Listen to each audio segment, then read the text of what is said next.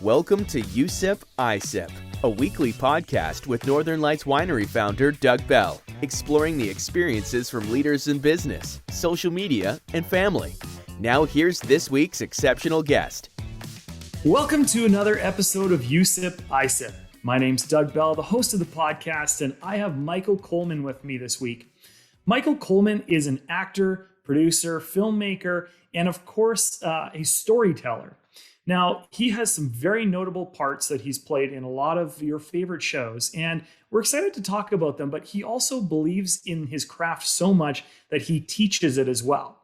And I think that this is going to be an excellent conversation. This is our first time ever meeting, so we decided to do it fairly casually. I'm drinking some of our Seduction Strawberry Rhubarb wine because, you know, it is the afternoon, and this is a great summertime wine for us.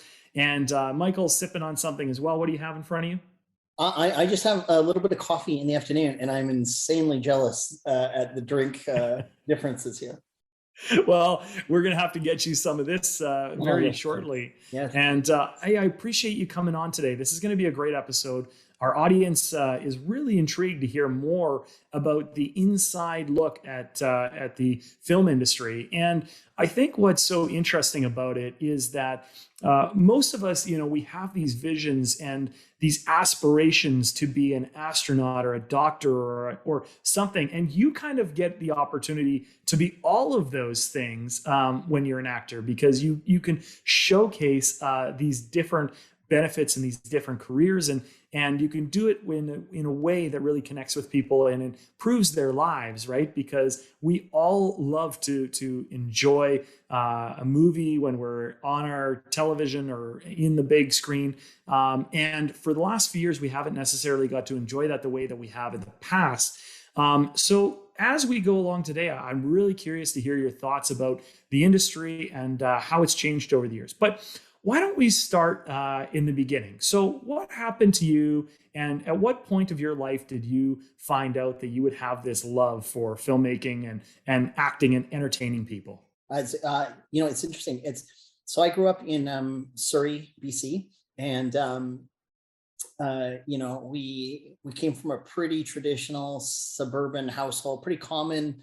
I got 3 kid brothers, and we didn't really pride ourselves on things like academics or like smart things. But I'll tell you, the one thing we always did, the treasure of my house above everything, is laughter and comedy and kindness. And my house, my mother is perhaps the kindest human on the planet, and maybe the nicest human that ever lived. And my father, who has passed, he was without question the funniest person that I've ever met in my life. And I have met Robin Williams. I've met some of the funniest people in the world. Nobody is as funny as my father was. So I grew up in a really great house, and it's where a lot of my values are. I have 2 young daughters now, and we have a rule in my house that you can actually do anything in my house as long as you get the laugh.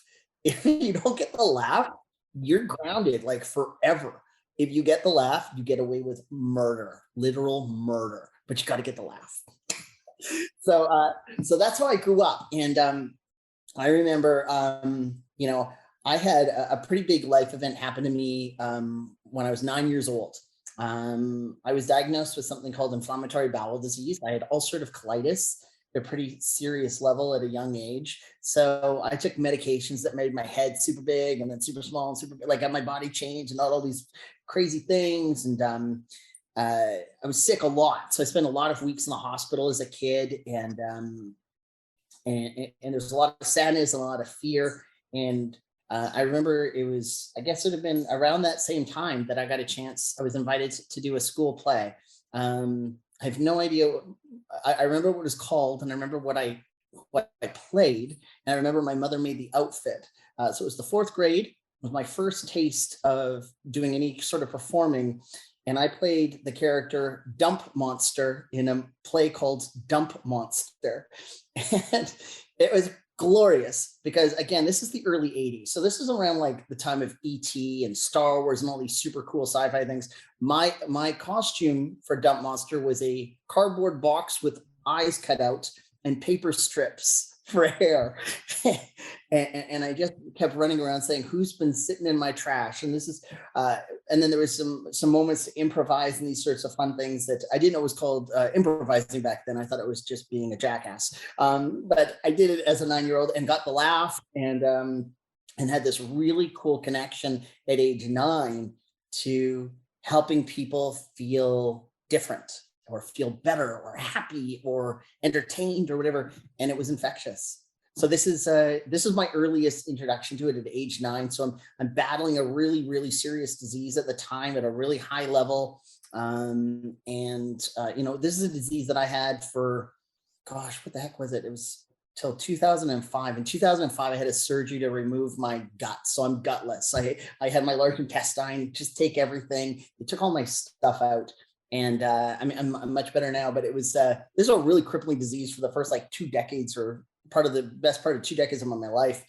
And acting was a place where, even though I had a lot of pain, a lot of suffering, I kind of came from the middle of nowhere. People from Surrey, BC most certainly weren't the ones going to star in all the TV shows and movies, except I found out that's kind of how it works. So the longer I did this, the longer I realized that why not me? I remember having that at a very early age. I remember having an epiphany, and I can't remember what movie I was watching, but I thought, why not me? Like, I'm not from California. I'm not from some special planet where actors get, superpowers. And I just decided, yeah, I'd give it a try. Wow. And you obviously had to struggle through that health, the advocacy for yourself, of course, right? Yeah. Which is very difficult. I know for many with IBS or Crohn's and colitis, it's not the most glamorous of diseases either. And a lot of people have a very difficult time talking about it, right? In my family, we have had that affect us as well. And so I understand how it isn't something that many people talk about, and therefore they kind of hide it. And you obviously didn't just hide it, you actually spoke up on it, and you talk about it to a lot of different groups. You support an amazing number of charities. Yeah. What was it that, like, in you that wanted to kind of speak on this and help others with those diseases? It's interesting you bring that up, because that's what it really was. So for anybody who doesn't know, those of us who have like colitis or ileitis or any of these sort of inflammatory bowel situations, there's bleeding out of our backside. There's levels of urgency and pain. It feels like you always have razor blades in your butt or your stomach, and all the time. And as a 9-year-old child, as you're trying to navigate the world and still trying to figure out how to program the clock on a VCR, these were added stresses that nobody needed. And the worst part is that this autoimmune disease is one that often gets worse with the more stress you get. And then you find yourself as a child stressing out about trying not to stress out, which was just this perpetual cycle of being sick.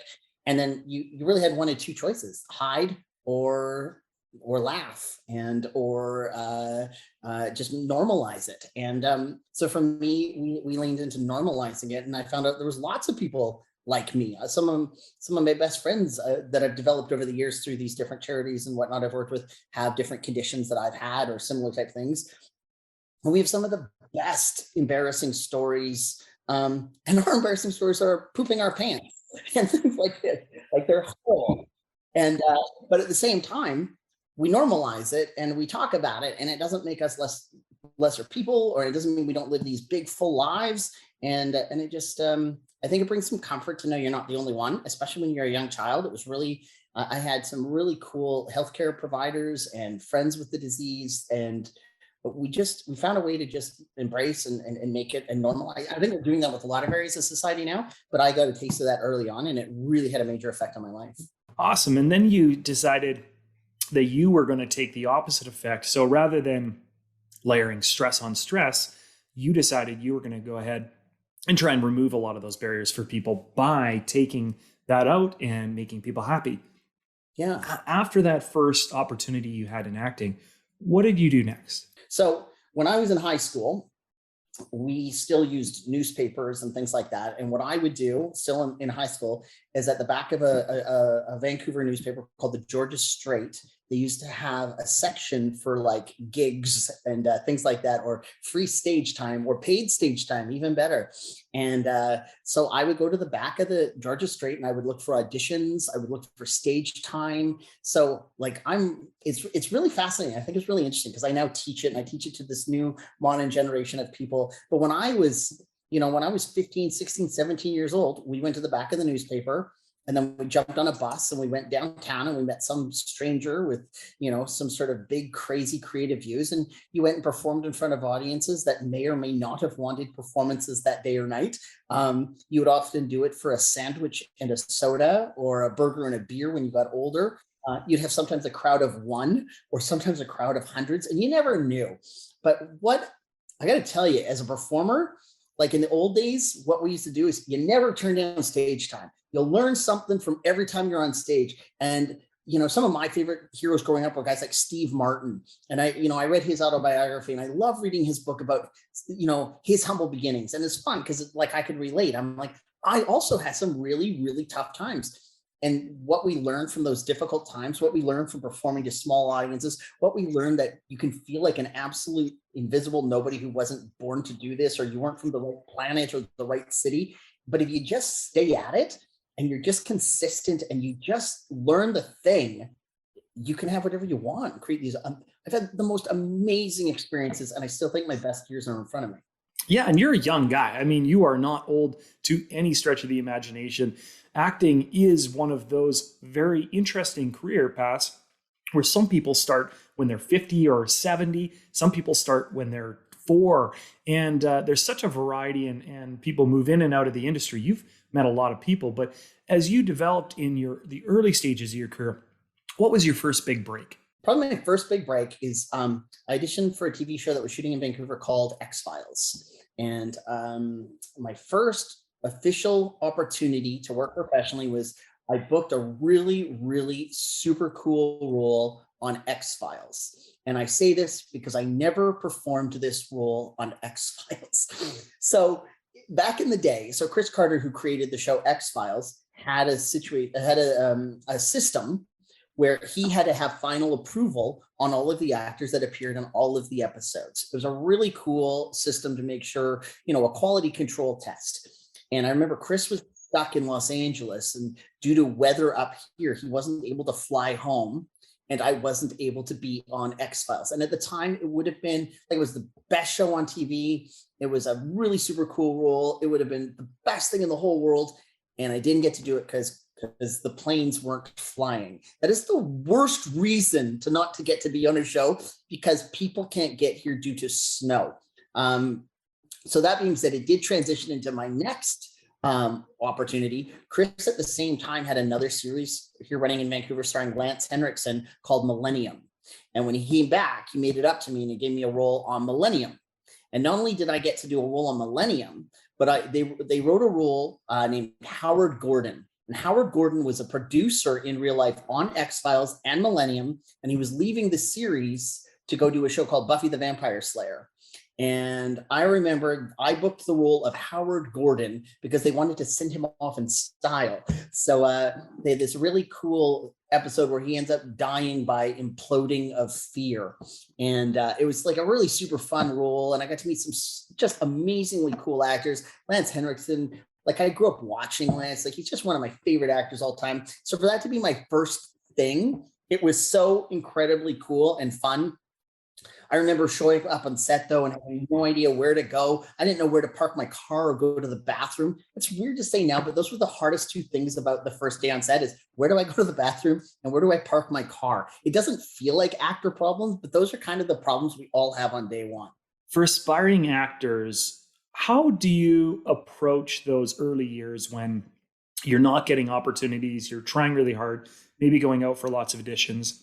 What are the things you tell them to get them to get over the hump and make it past those early struggles that everyone will likely have?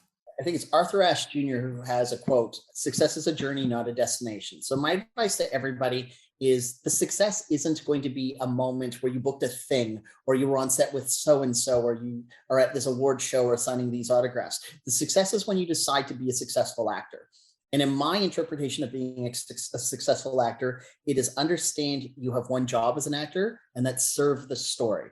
And when you understand that that's your job, and then you have a different appreciation for the craft of storytelling and understanding that everything is just a central question or a thematic premise, and it's all about what our motivations or goals are, and we're just recreating human behavior or behaving truthfully under imaginary circumstances, all these great fancy acting things we say and use in our craft. But once you learn how to do that, you find everybody who came before you looks at you differently. And if you do it consistently enough, they're like, that guy just gets a turn. He's been good. Like, I think a lot of people think in the early years when you book an audition, it's because you're the only one who is good at it. And the truth is that every time somebody books a role, there were like 30 other people that could have done the role just as good, maybe better than you. And it just wasn't your turn today. So you never have the luxury of, like, it's never about trying to do one good audition out of 100. It's like you have to do 100 good auditions out of 100. And then sometimes it's your turn. And when it's your turn, you needed to be so consistent that you knock it out of the park. And every actor I've ever coached, every actor I've ever worked with, the story is the same. It doesn't matter how tall you were, how small you were, what your gender, orientation, any of that was. If you understand your role, you're good every single time, you're willing to take direction, and you're kind on set, you just get to work. And there's so much work for people if you just live by those principles. I really agree with you. And I have definitely noticed over the years that there is an element of luck in life. And I know for myself and my friends, often people will talk about, well, I'm just not lucky, or I just haven't gotten that. And part of it is being lucky, but part of it is putting yourself in a position to be lucky, giving yourself as many opportunities to be lucky as possible. So for you, you probably did that in a variety of ways. Maybe you didn't even recognize at the time. Things like going to as many auditions as you possibly could, taking all opportunities, whether they were small, whether they were large, whether you were talking to one person or you were talking to hundreds. And that probably got you in front of somebody who maybe you wouldn't have expected would potentially give you an opportunity in the future. Is there any stories like that where maybe something that you did that wasn't necessarily exciting at the time turned into an incredible opportunity later on? There's a couple. One of my favorites is when I was young, and I believe I was still in the 12th grade. I was doing a regular show at a stand-up comedy club in New Westminster. It was called Laugh Lines. It was called Laugh Lines. And I was doing a show at Laugh Lines, and I was too young to be in there while they were serving the alcohol. So I could go backstage, come out on stage, do my set, and go home. So it was a Sunday night. So it's not like a Friday or a Saturday where you got a big headliner or anything like that. It's kind of quiet nights, small crowds, really have to be on your best to nail it. Even when you're the funniest person in the world, there might only be 5 or 6 people in the crowd, and they might just hate you, and you still got to stay up there and do it and all these things.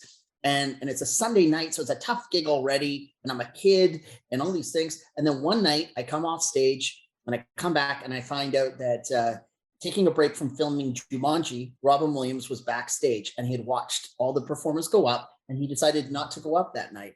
And he just sat back there and talked to us for hours. And I remember him telling all of us, if this is what you want to do, like, you're no different than me, I'm no different from you. Like, if just go get good at this and then just refuse to hear no. Like, eventually somebody will say yes. They just will. Just stay with it. And it stuck with me. And he was the most, it was one of those things, like, that night back then, and sitting in the room with somebody that I grew up watching, I was a big fan of everything he ever did. And to have somebody of that level make you feel like you're the only person in the room, speak to you like you're an equal, and encourage you and empower you to say, look, if this is what you want to do. We all felt that way. We all felt it wasn't built for us. We all felt we had the wrong look. We all felt we were too old when we got started. We all felt this. And you know what? Some of us just did it anyways. And we said, damn it, I'm going to do it because I need it. And then if you do that long enough, you get to do it. And he was right. It's so funny though. He did give me advice so he was filming Jumanji, and it was in between Aladdin 1 and 3, because he was the voice in both of those, of the Genie in 1, 3, but he wasn't the voice in Genie 2 because he had a contract dispute with Disney. So he did tell me never work for Disney. And then I did end up spending 7 years working for Disney. In my defense though, because I did promise him I'd never work for Disney, he ended up going back to work for Disney too. So we both broke our rule and our promise that night. But that's like just one of many. I remember early in my voiceover career, I was really heartbroken. I auditioned to play the role of Cyclops in the animated series X-Men, and it went to my roommate, one of my best friends in the world, and he killed it. He was the right choice for sure. And then they ended up giving me another character, and I'm like, I was almost Cyclops. That would have been so much better. So I played Sunspot on X-Men Evolutioner, which ended up being a super cool character, so much fun.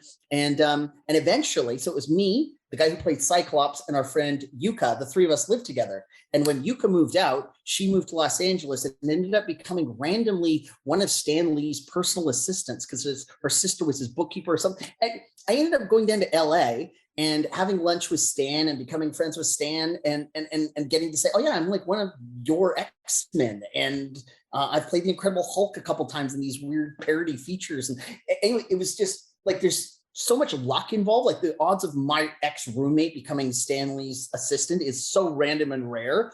But the fact that I put myself in a position to not just go be her roommate coming down, but actually, oh, I'm her roommate who also was in some of the shows based on characters you've created and stories you've created.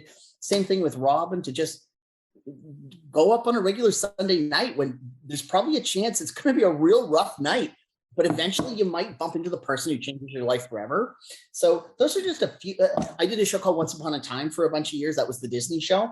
And I remember one of the coolest things ever is I'm watching the episode, and a bunch of us would be on Twitter as we're watching the episode. And I started getting private tweets from like Bill Shatner, who was talking to me about the show while he watched the show. And I'm like, I'm sitting here talking to Captain Kirk as he's watching me and talking about the show. I'm like, it was insane. It was so cool. And I think part of the thing is that I've never stopped being that 9-year-old who's so fascinated and feels so incredibly grateful for this opportunity, which gives me a different level of accountability and respect for all the chances and the luck I've had. But all that luck comes from, working hard, working smart, and not being afraid to perform for a crowd of one. And a crowd of one gets the same damn show as a crowd of 1,000. You got one level, it's a level 10 out of 10, and you go and you give it and you serve the damn story. You seem like a really down-to-earth guy and super friendly, by the way. And you mentioned that before, which is just incredible because many people talk about who their heroes are in real life and who their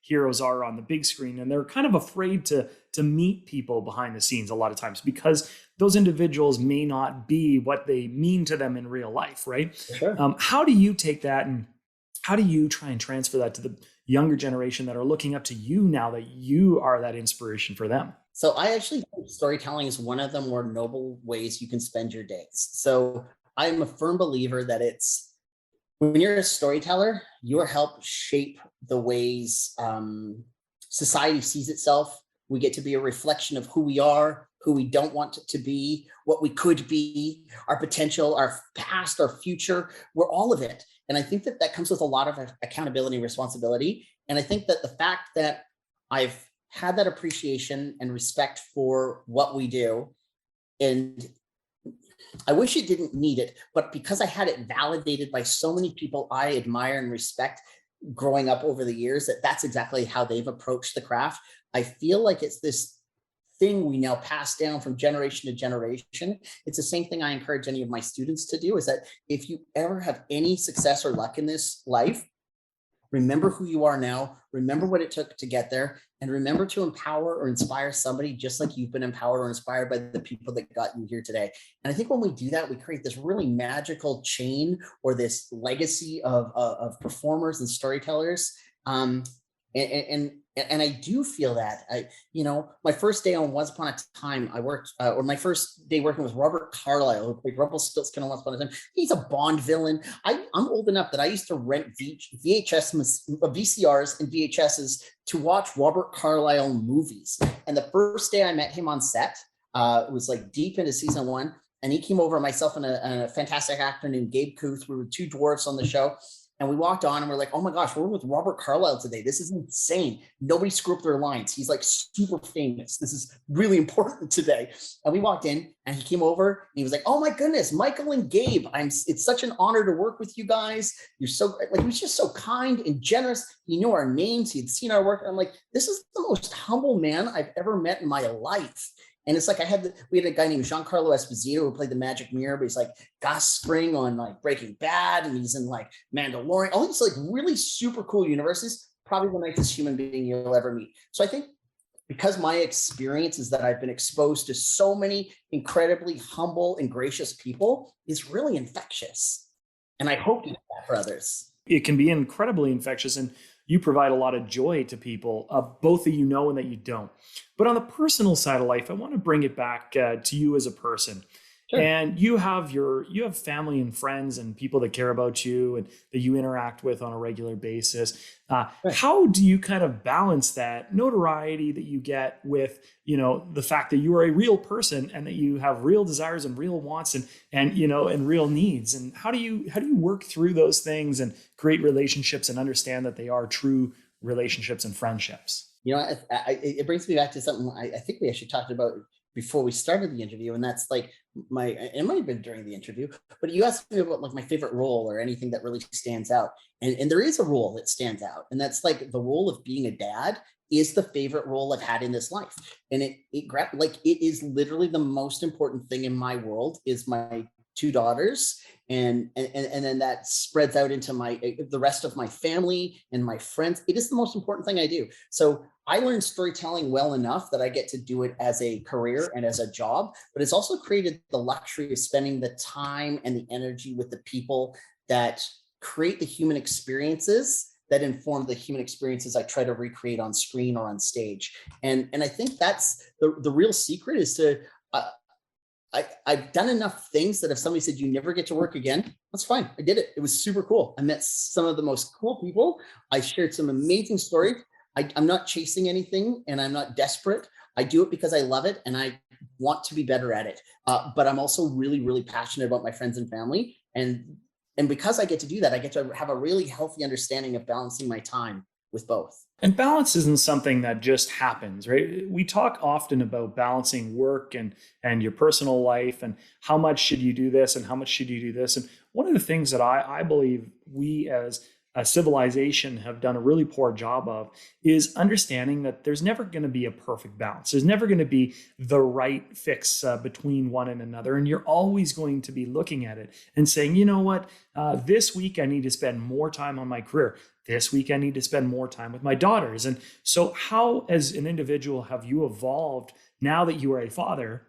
Yeah. And change that balance around so that you can do the best that you will do this week. And then, of course, that may change again next week. When I was before being an actor, I was introduced to something. Well, I used to work in a sporting goods store when I was younger, and we made a lot of money for the guy who owned the sporting goods store. So much money that he became a multimillionaire. And for Christmas, he thanked us all with a damn book. And I'm like, what a cheap bastard, a book. And then I read this silly thing, and it was called The 7 Habits of Highly Effective People. And it changed my life. It gave me a completely different understanding of how life works, of how balance works, and how to prioritize my time and how to find things in my life that's what's important to me and what's not urgent. And how do I allocate as much time to that as possible by getting rid of all the things that are not important, not urgent, or urgent and not important. It was a really simple book that really broke it down for me. And it's the principles and the core habits of how I live my life is that I really, really do focus on the things that matter. And it means that I turn down gigs. I've turned down professional work before. I try not to turn any of it down, but I would never do anything that compromised my opportunity to experience the life I have with my friends and my family. And it's everything. And what's great is I've told stories here today where I've got to work. I've been in the DC universe, the Marvel universe. I've worked with Disney. I've worked with I worked on Dragon Ball Z, Hello Kitty. Like I've managed to work on some of the coolest, biggest titles in the world. And never have I ever felt the need to sacrifice time with my friends or family. And it's possible. You just got to be really, really specific and focused and learn how to do it. And you have done a great job of that. You've also been living in Vancouver for a long time. And of course, that is such an interesting place to be because it has this burgeoning film industry that has just been growing over the last several years and getting a ton of notoriety across North America. What in the industry have you seen and how has it changed? Maybe give us a bit of a history. Sure. So when I got started, there was only like 2 TV shows filming at the time and 2 movies a year. I think it was a silly thing to do. It was a terrible career choice if you think about it in hindsight. It wasn't practical. And yet here I am 30 years later, still working consistently. And so it's an interesting industry in the fact that there are very few industries where everybody in the world thinks they know all about it. Whenever I meet somebody who's not in the film industry, they'll say things like, oh, wow, that's got to be really tough, never knowing where your next job is going to be. Oh, wow, that's got to be really unpredictable. Oh my gosh, you must be really handsome. Or, oh my gosh, you must be really... I never comment, like I never go to people who want to be dentists and be like, oh my gosh, what if nobody wants their teeth cleaned? That's going to be really hard. Like, I don't know anything about the dentistry industry, so I don't comment on it. But in our industry, everybody has these opinions without doing it. The reality is that we sort of glorify this thing of superstardom or living in your car, when most of us are kind of just like me. We work really hard, we work really smart, and we're resourceful, and we're not afraid to hear no 9 times out of 10, because 1 times out of 10, it's usually a life-changing event that is so magical, it makes up for the other no's. And I'd say the thing that's missing a little bit from the industry now is that there's this sort of expectation of, but I just want it now. And it's like, but you need to earn it, and you have to spend the time, and you have to learn the craft, and you have to not be afraid to be rejected. And it's a constant, consistent pursuit in order for that to be a reality. And it can be. And we work on some of the biggest shows in the world here. And, to the point that now we're seeing industries grow, like Vancouver, Hollywood North in Vancouver is now exploded into Kelowna, Victoria, Prince George. Like there's areas all over British Columbia now that have really cool film industries that are growing and developing, because we've decided we want to sit at the table and we're going to learn how to do it. And then we get to, and it's so cool. We hear so much today about how in this society, in this culture, there is a lot of individuals out there who just want things really quickly, right? Because we have a very, very quick return on our time, especially with things like TikTok and Facebook and Instagram. You put something up, you get immediate feedback. And in some cases, that's a really good thing, because it allows you to get your message out. It allows people to practice their craft in a safe environment where they can get opportunities maybe in the future that they create for themselves. However, at the same time, we're also seeing that people have a lack of understanding on patience and how things do take time to improve your own performance and to get those opportunities. Sometimes it doesn't happen right away. So how do you teach your new classmates or your students on that perspective of things may not happen for 2 months, 2 years, 2 decades, and then it might just turn out to be the perfect fit for you later on? It's a great question. There's a couple parts to it. So the first part, when I first got started, we didn't have access to the technology that everybody had. So when I got started, we used to rent video cameras from 7-Eleven, and then 2 of us would bring our VCRs together and we would cut together short films. And that's how we made movies when I was a child. It was in the 80s. That's how we did it in the 80s. Now everybody's phone is so amazing. It's better than the cameras that we're shooting feature films on. And everybody has access to all the technology, the editing, the everything, but they forgot how to learn to do the storytelling. So they forgot to learn that all we're doing is recreating human behavior, and we're doing it truthfully under imaginary circumstances. So we have access to all the stuff, but we've created this delusional idea that it's about pretending or having emotions or doing this crazy, wacky thing. And it's actually not what we do.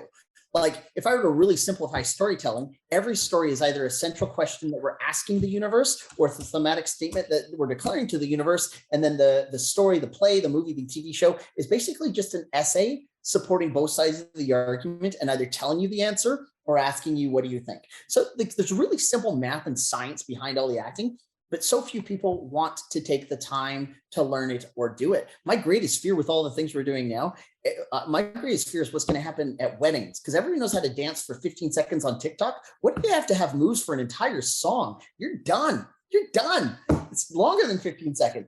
So I feel like, while there is some value to Instagram and TikTok and all the things, I have all the accounts, but having access to the equipment, having access to the platform doesn't really mean as much as people think it means. And I know people that have 1 million followers, and it doesn't put any more money in their pocket. It doesn't pay your bills.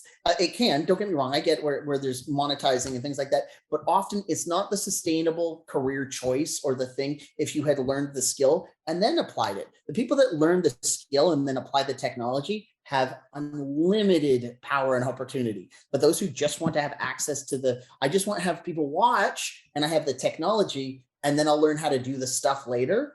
That's not the point. You got to learn how to do the stuff, then get the people, then get the technology, or one of the other way. But that to me is one of the bigger problems we have, or one of the consistent obstacles I see newer storytellers run into, filmmakers particularly. They make films, but sure, you can get the gear. And yes, I know you've seen a movie, but do you know how movies work? Like, I've been pitching movies now for so long. Like, when I pitch a movie, if an executive reads more than 3 pages, I'm thrilled. They'll often read like page 12, page 25, and maybe 55. And just those pages, they're like, okay, what's the catalyst? Where's the first turn? What happens at the midpoint? It needs work. And it's like, that's 110 pages. You read 3 of them. And yet storytelling is so scientific and mathematical that you can do that. But a lot of people are just like, no, but I have this great idea about this like suffering person. And it's like, that's your story, isn't it? Learn how to do the craft, and you can probably tell that story, but learn how to monetize it. Learn how to do it as a career. Don't just do it. I do lots of things for fun. I eat ice cream sandwiches for fun. I'm not good enough to get paid to do it, so I don't pretend to do that. Storytelling is the same. If you want to do it, learn how to do it like it's a job. Learn how to do it like it's a business, and it can be. If you want it to be a craft or a cool, fun thing, that's amazing. Everybody should have art in their life in some way, shape, or form. I play guitar. I got all these guitars over here. I'm terrible. I've been playing for 40 years. I'm awful. So people don't pay me to hear me play guitar, but I really, really learned how to do acting. So I ask that sometimes people give me a little bit of money so I can pay for my mortgage and things. And that's so funny that you talk about how you have these skills and then you have these passions, right? And I think you kind of mentioned this before to some degree, that sometimes you're really good at something, but you don't love it. And sometimes you are not very good at something, but you really love it. So for you, being not great at guitar, but really loving it, still pushes you forward to do it. But at the same time, you also have the skill of acting that you do love as well, and that you are really good at. How do you balance and how, as a young actor, would you know, I'm actually good at this and I can do this and I can make a living? Or perhaps I should actually be looking at other aspects of it. Like, maybe you're not going to be an actor, but maybe you could be a writer, or maybe you could be a director, or maybe you could be behind the camera. How do you evaluate yourself as an actor? Sure. I guess this is the thing is I find that anytime an actor or a storyteller requires external validation for their storytelling, then you're not ready to do it yet. So when I do a performance, like, again, I don't book everything I audition for. It blows my mind too. But I sometimes people just don't like how I do it, or they think I'm too short. I like to think it's always I'm too handsome. But whatever the case may be, they didn't like what I did. But it never means I didn't serve the story. I understand the science of the story well enough, and the organic ability to put it in my body believably, that I can recreate every scene and every story with the essence or the essay and the tactics and the obstacles and the motivation that's required for every single scene and every story I do. So I was like, if somebody says, what's your success rate as in auditioning? I say 100%.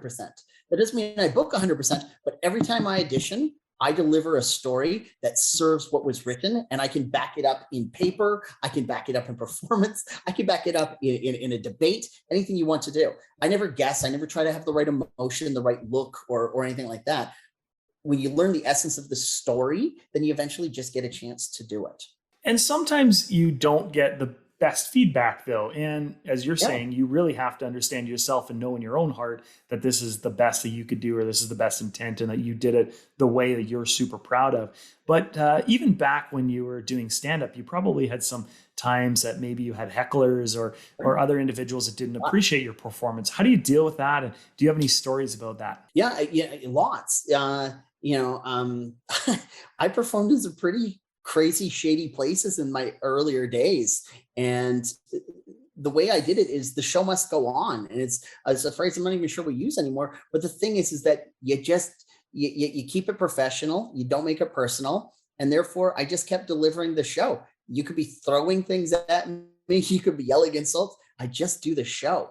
And I feel like when you learn how to have that level of accountability to the story, again, that's why it's, when we take the ego out, you can hate me, that's fine. You can think I'm too handsome. I get it. I've got mirrors. But if you don't like me because I'm not serving the story, then that's a totally different thing. Then I have more work to do.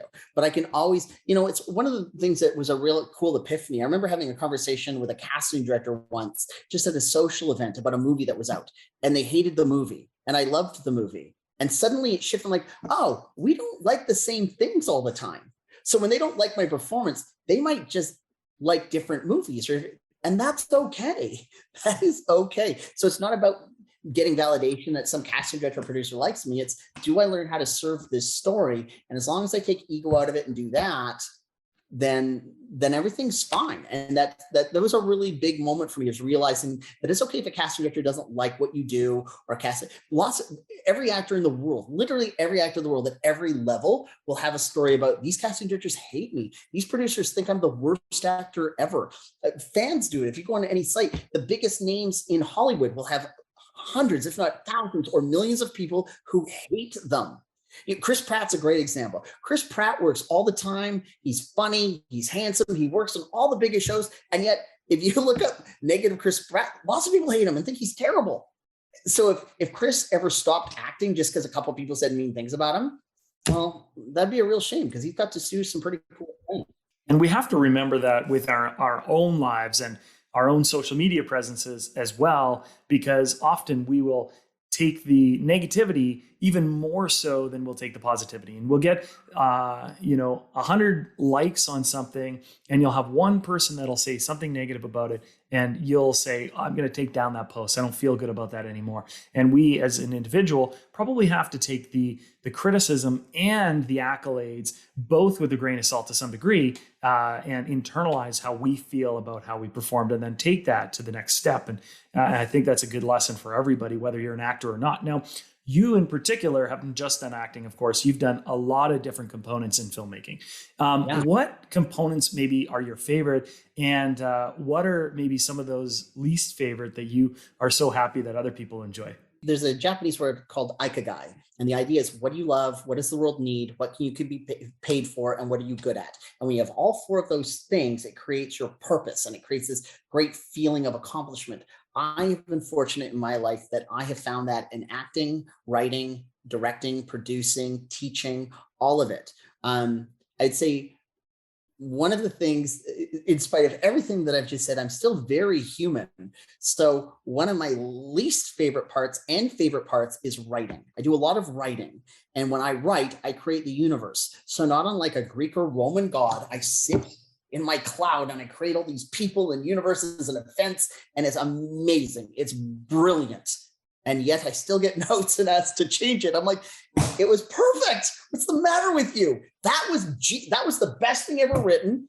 Of course, when I get the notes and I sit with them long enough, I'm like, oh, that's a better way to do this. So it's still the hardest part of my process is dealing with my own inner ego when I've written something and I think it's amazing. And somebody's like, well, can't you just make that person a doctor or a baseball player? Like, it's just, I'm like, that's so weird. And then after a thought, I'm like, okay, actually that makes a lot of sense.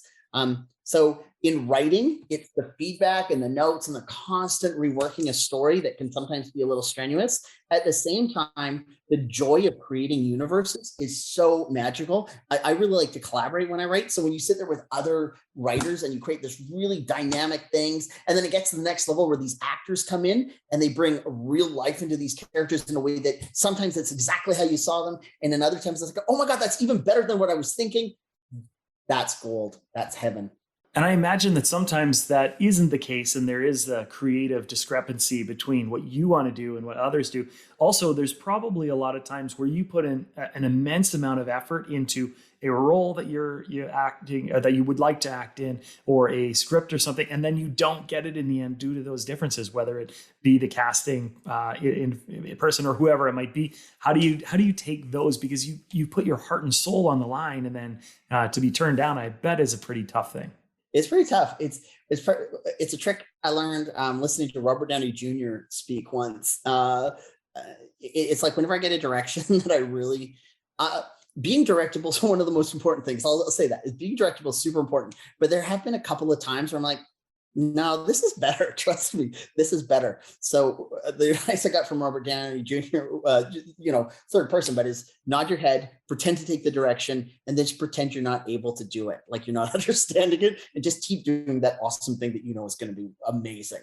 Now, I have to be careful of that because it's actually not great advice. It often doesn't work, but when it works, it's perfection. But it does have a failure rate. It doesn't work all the time and can get you in trouble. But when it works, everybody celebrates you like you're the best thing since sliced bread. So how do you like to spend your time away from the camera at home with your family? What do you try and do to enjoy and get some downtime? So when I get downtime, I have a few things that I do.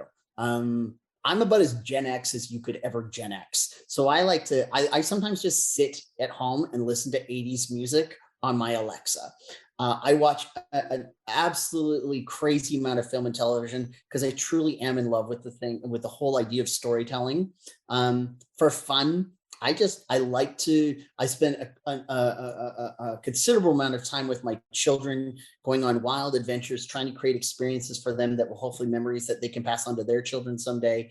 And then I play a little hockey. Hockey is like a big part of my life. I'm worse at hockey than I am at guitar, but I love it so much. And it's just a place where I get to reset. It's kind of like my church. It's where I just become one with the universe. But yeah, most of my life is just family, stories, hockey. If I can squeeze in a hot tub once in a while, it's perfection. But my life is actually really, really super simple. But I think that's part of it. Like we talked earlier about finding the time. What I don't do is, because I'm not chasing other things and I'm not trying to fill things with other habits or hobbies or things to fill. I have so much fulfillment in my life. I have so much joy from my family, friends, and career.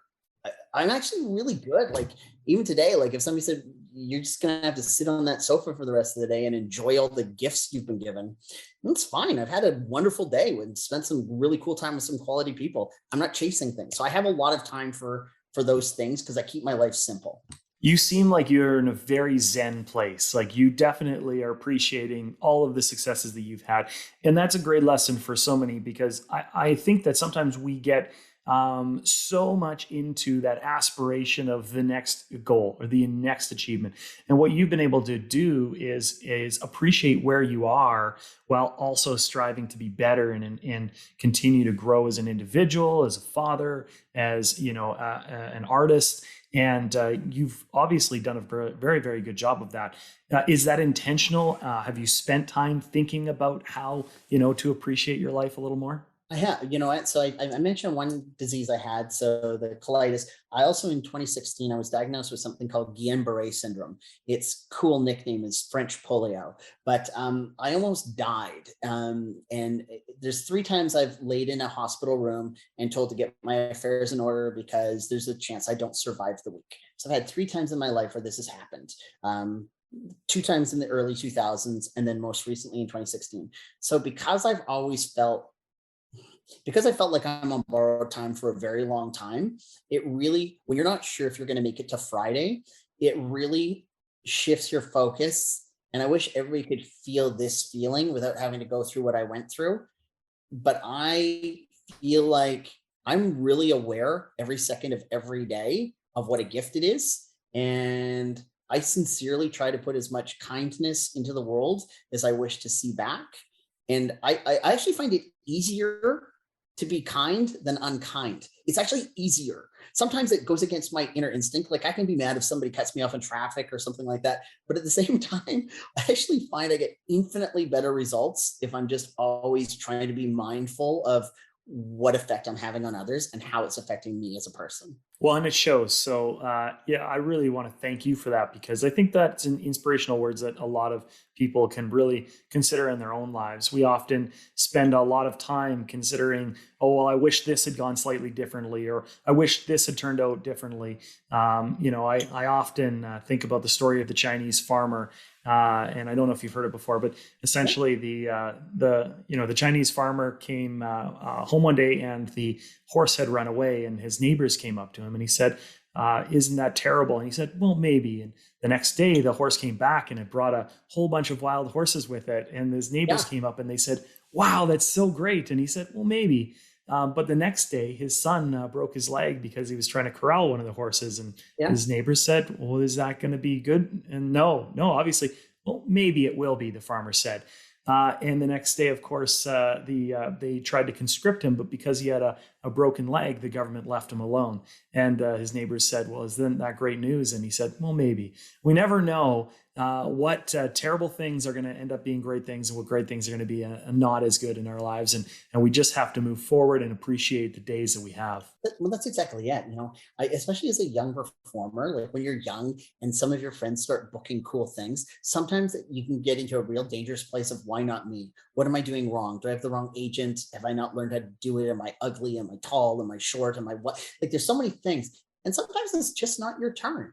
And, like, again, I told you the story like of where I wanted to be Cyclops and I wasn't Cyclops, but I actually got to be Sunspots are really cool X-Men. And it was really super fun. And, I think of all the roles, I auditioned to be Samwise Gamgee in Lord of the Rings. I didn't get to be Samwise Gamgee. That would have been really fun. I think I would have done a great job, but you know what? Sean did a better job than I would have done. And I got to be happy on Once Upon a Time. I love that I got to be one of the seven dwarfs. I have so many experiences in my life where it would have been really easy to say, oh man, I didn't get that thing. I really wanted it. But then it ended up turning into letting me be available for another thing. And I'm like, oh my gosh, I wouldn't have had this opportunity if I was doing that other thing. And this is kind of better. And I just, I think again, it's just, to me, it's about consistency. It's about being kind. And I do believe that you get back what you put out. And that's, I do a lot of different, I work with a lot of different charities because I do selfishly get a lot out of giving. And it feels really nice in my heart when I see, especially when I feel like it doesn't cost me anything, but maybe a couple hours of my day or some money out of my pocket that I was probably going to use on something stupid.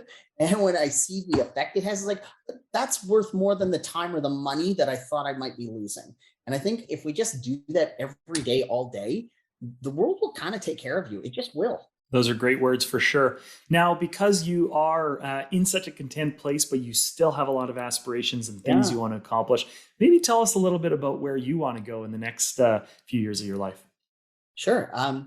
It's funny. So I've been a professional actor for 30 years, and I still think my best years are in front of me.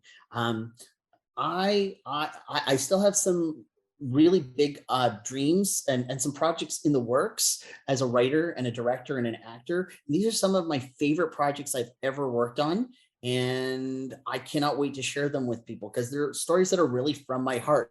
These are the central questions or the thematic statements that I personally would like to ask the universe or speak to the universe. So I'm really excited about that. I also have found that, this industry is a lot like dating. Like, whenever somebody's like looking for a boyfriend or a girlfriend, it seems impossible. And then the second you're like, you know what, I'm just not available anymore, you end up finding somebody like, oh crap, now I'm dating. How did that happen? It's as soon as you didn't want it, it happened. And I find the same thing in this industry. The more and more I'm like, the more and more I chase the big thing, it's like, oh my gosh, it's never going to happen. You know what? I don't want the big thing. I want the small things. And all of a sudden the big thing is like, hey, why are you being so shy? Come on, do the big thing. You're like, where were you a year ago?